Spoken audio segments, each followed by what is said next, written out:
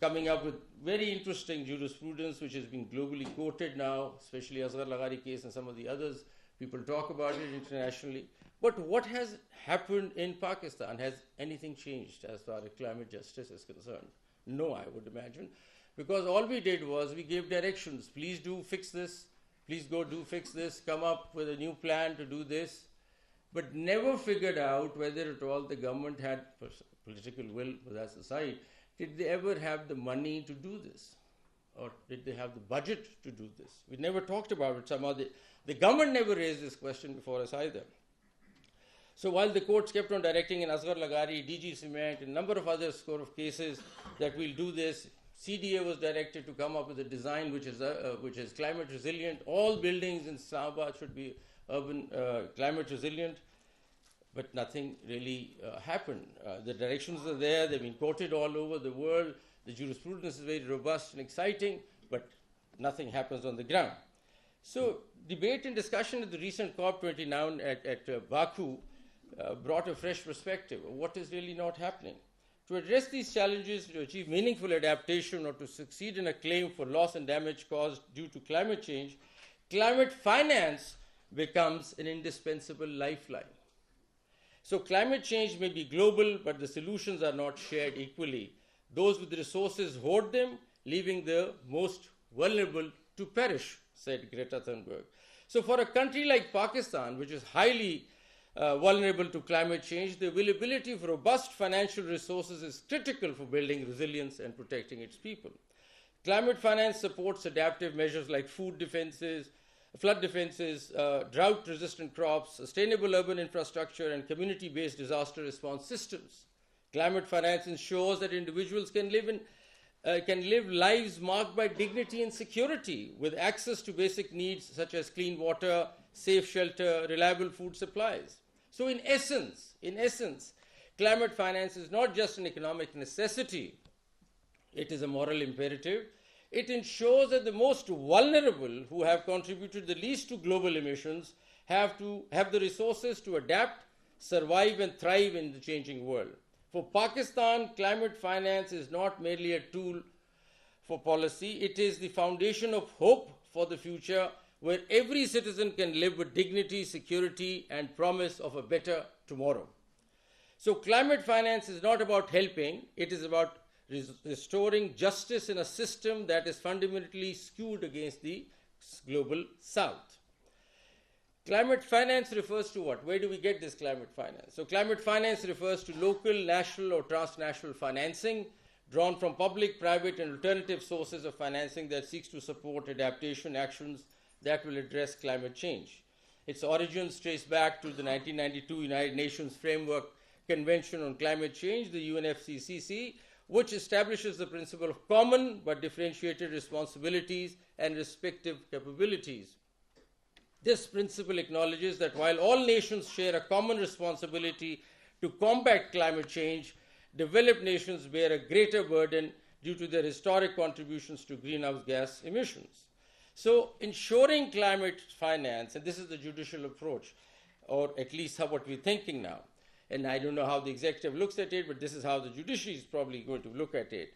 Ensuring climate finance is therefore the most pivotal part of climate justice. I think the next decade, the jurisprudence that's going to come out of Pakistan should be talking about how do we go about getting in climate finance and how best could we arrange that. So climate finance is actually our lifeline, if you look at it, that can help us strengthen our infrastructure, agriculture, water management, economic inequality, and disaster resilience. The climate finance is going to do all this. And it must be mobilized on an unprecedented scale and be accessible in a timely manner to those who need it the most. So without climate finance, our right to life, which is Article 9 of the Constitution, our right to human dignity, which is Article 14, is under threat to our understanding. Therefore, climate finance in countries from the global south like Pakistan is fundamentally a human right. And that's what I want to underline. I think climate finance is the new human right, and that has to be examined and looked at in that context of climate justice, as it is essential to preserving human life and human dignity. Human dignity has a major role to play when you're talking about displacement, when you're talking about your entire crops being totally destroyed. You don't know where to take your agriculture, where to go, and where to build a new livelihood. So if climate finance continues to fall short, the gap between developed and developing nations may grow, leading to what now some people term as climate apartheid, where wealthy nations protect themselves from climate impacts while poorer nations are left to bear the brunt. So where is this climate finance? And this is what I want to address and highlight. Climate finance would largely come from the global funds under the Paris Agreement. So we have the Green Climate Fund, GCF, very good, established under the UNFCCC to channel about $100 billion annually by 2020 to developing countries, as it said. Performance, they've just pledged $40 billion and far below its target. The issues, the disbursement rate is slow. Only 25% of the pledged funds have been disbursed. And I looked around and I looked at the architecture behind these funds. How do we access these funds? How do we reach out to these funds? What's the process? It's unbelievably difficult. You can't reach out to these funds. How do you go about it? How do you handle dispute settlements? How do you negotiate on this? Suppose you say our loss and damage or my adaptation budget is 20 billion and they say no, we just think it's 10 billion. How do we settle that issue? Where does the issue of climate science come in? Is the country prepared with climate science to argue and articulate a claim before these international forums? So to me, it's like जिस तरह है ना कि truck की बत्ती के पीछे हम लगे हुए हैं, there is nothing that's coming our way. So I just want to highlight that this global finance that we're talking about is not actually trickling down. I mean, as a judge, I looked at, there are no procedures, there's no architecture, there's no regulatory framework on how does it actually go.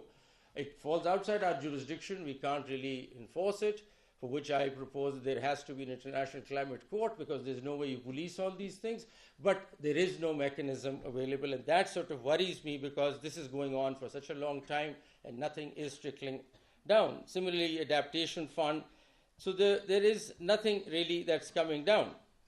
The loss and damage mechanisms are also there, but emerging under decisions made under COP27 to address irreparable climate losses in vulnerable nations. Now, let me highlight that loss and damage is an immediate requirement. You need that money immediately.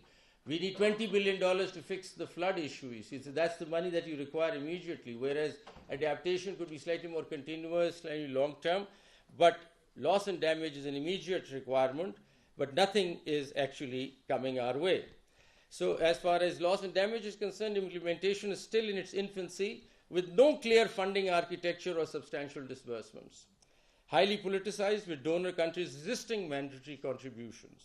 So challenges in accessing global climate funds, there are bureaucratic hurdles, then we have stringent eligibility criteria which we cannot meet, inequitable distribution, larger developing countries with better institutional capacities like India and Brazil often secure more funds, leaving smaller or more vulnerable nations behind. Small island developing states, SIDS, and LDCs receive minimal funds despite being the most vulnerable. So power imbalance also, decision making in global funds is often dominated by donor countries with limited input from the recipient nations. So this goes on, and there's a slow disbursement rate as we look at it. But that worries me. See, there's also a political resistance to this. What has been the response of the government? Well, I think they did put up a good show at Baku, and I think the current advisor to the Ministry of Climate Change, Mrs. Rumina Khaled, is trying to do as much as she can, and I compliment her efforts. But, you know, there is nothing much that comes out. And I look at their official statement, and they say, we've just finalized the National Climate Finance Strategy. Very good. Where is it? What is it? I haven't seen it. It's just being finalized somewhere. So, and they say that we've applied, we've made applications to the Green Fund. Nobody gives a figure as to what money has actually come to Pakistan against it. And they keep referring to figures, and I don't want to bother you with those. It talks about a number of figures, but nothing really clearly shows what's the amount that has actually come to Pakistan. So this goes on. So what do we do then? We could have some other options also. Okay. Actually, I'm not used to this in the courts, but not part of my structure, so nobody tells me how much to see, but I'll just shut up in just a while. So I'll just cut through this, but some of the initiatives that the government wants to take is to reach out to the vulnerable 20. V20 as is and we're trying to come up with a coalition of judges in the V20 countries and see if we can come up with a strategy on climate justice and see what climate diplomacy can go into it and see. But let me just quickly now, considering that I just have 5 minutes, I thought we could rely on alternative sources of Islamic finance. That's another big area, and there are a number of areas that you can go into that and see if we can raise money through Islamic finance, carbon markets. All of this is still in discussions. Nothing has really come through. Maybe some other Islamic countries have done this, but we haven't reached out and done that yet. So I just want to then quickly, as a conclusion, see as to what the approach of the judiciary is going to be as to what we can do about all this, because otherwise, the climate finance, as far as the executive and the government is concerned, I see that still there is no money. As I said, there could be domestic, you can raise money domestically through private players like the carbon markets. We could have the Islamic finance going. Let me also tell you that the Climate Finance Act 2017 talks about climate fund. And recently at the Supreme Court, we took up this case, earlier took up this case under the Constitutional Bench, to which I'm not yet a party. So now the new Constitutional Bench will look into it, but we're talking about there is no authority. The law came out in 2017. We're sitting in 2024. There is no authority, climate change authority, which is an apex body looking at climate change in Pakistan. So there is no authority. So the court reached out to the government and directed them to come up with an authority. They're still working on it and interviewing people how to get the authority in place, and maybe they will soon do it. The second question that we asked them in the court was that under the law there is a climate change fund. Is there any money in the fund? Is the fund created? There is no fund established. Considering that climate change is the most serious existential threat Pakistan is facing, there is no climate change fund under the Climate Change Act 2017 as we speak, and nothing was allocated in the recent budget either, which is sad. So, secondly, there are no rules. Even if there was a climate change fund in Pakistan, how does an individual access it? If my lands have been destroyed because of climate change due to drought, how do I access the climate fund? What's the mechanism? What are the rules? What is the, how does this how do we work through this? We don't know. So the pattern globally, the pattern domestically is also the same as it is internationally. So what do we do? So how do the courts look at it? And that's, I think, we can kind of play a transformative role in this area, and that could be by considering, and I think the first and foremost is the recognizing climate finance as a fundamental right. So that's the beginning as far as we are concerned. I don't know what executive is doing, and I don't know what the politicians are up to, but at the courts we think the recognizing climate finance as a fundamental right is important, because right to life, right to dignity, even right to fair trial could come into it, and right to non-discrimination.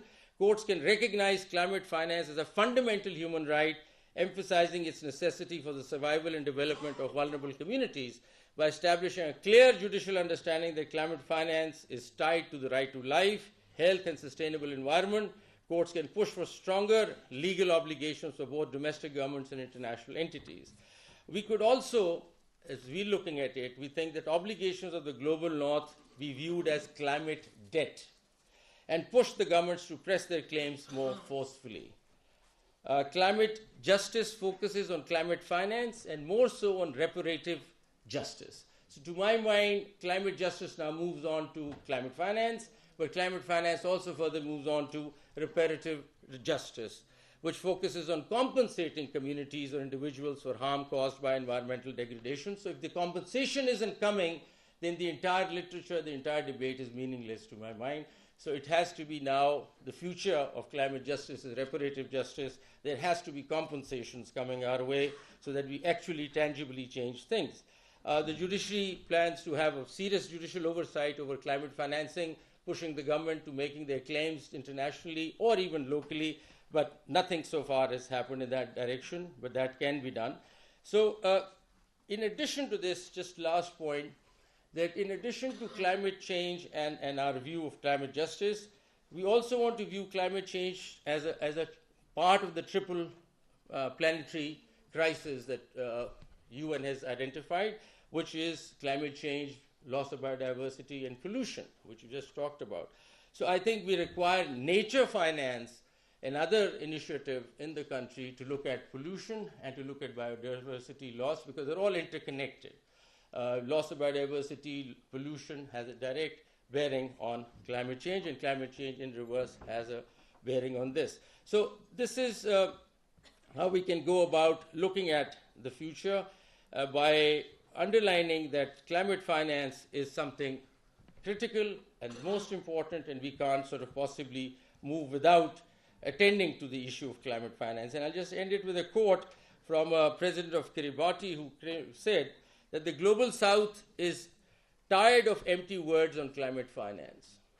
We need accountability, fairness, and funds that address our realities, not token gestures. But that's where we stand today. Thank you so much.